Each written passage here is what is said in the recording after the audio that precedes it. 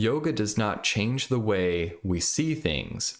It transforms the person who sees. It brought me straight into this question. I'm Daniel Bradley, and this is In 4 Weeks, where every month I take on a new challenge that's helping me as a man and a father become healthy, wealthy, and wise. What challenges or obstacles do you encounter in your yoga practice, and how do you navigate through them? Being married is a transformative experience, and if it's right for you, I highly recommend it. I love my wife. It's a remarkable thing to go through life with a partner, and I tell you what, as soon as you have kids, you really understand the core essence of that partnership. And I really, hope and pray that we both survive this world and that we grow old together. And I love seeing old couples that have been together for decades, and they look so similar after sharing so much life together. So I don't know if you've noticed this, but they truly sometimes physically look similar. Like they take on physical characteristics after one another after being together. Sometimes they dress similar, they're shaped similar, they have similar hairstyles.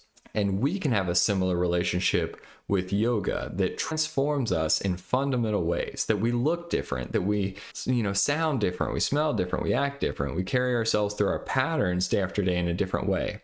And so here's 3 ways that yoga can be transformative in a way that challenges us in our yoga practice, how we navigate through some of those, the growing pains. And so the first one is through physical limitations. And this is the obvious one, modifying poses, using props, and honoring the body's limitation with compassion. And over time, that's going to transform who you are and how you're shaped and how you engage with the world. You're going to get out of bed differently. You're going to stand with a different posture. You're going to hold your hands in different ways. And so the next avenue after physical limitations is with mental distractions. And I've seen this start to really show up even just after 2 weeks of practice with this yoga routine and this challenge here. And so with mental distractions, it means bringing focus back to your breath first, and using a mantra or visualization techniques to practice patience. And so sometimes you have to really be patient with yourself. I found that, I talk about some areas of my physical self that are pretty tight and don't have the range of motion that they used to when I was younger.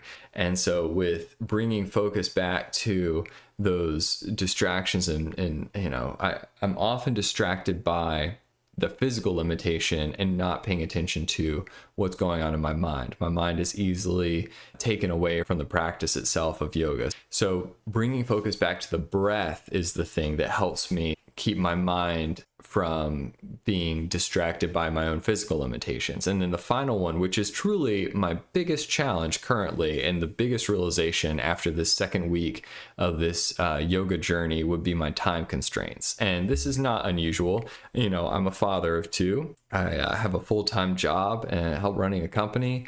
Having an established, realistic routine. Now, that's the key phrase there. Waking up at 3:30 in the morning is not realistic for me, and it's not going to help me with my long-term health and success in any area of my life. But being able to carve even 20 to 30 minutes out before my kids wake up has become increasingly difficult over the past year or 2.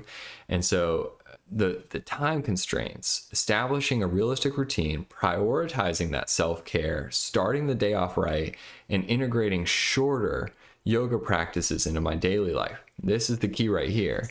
When I find myself with mental distractions, physical limitations, and I have 5 minutes to recenter myself, yoga has become, over the past couple weeks, a way for me to dive back into the practice even for 5 minutes. And, if it's 3 to 5 minutes that I've got, I know I have enough time to reset my physical, mental, emotional, and spiritual self to be ready to take on whatever the next challenges of the day. So what challenges or obstacles do I encounter in my yoga practice, and how do I navigate through them? That's the kind of question I want to ask for you. What are your physical, mental, and schedule constraints that you're experiencing in your yoga practice? And if you're traveling along with me through this journey at week 2, how do you think those will change over the next 2 weeks now that we're getting into the halfway point?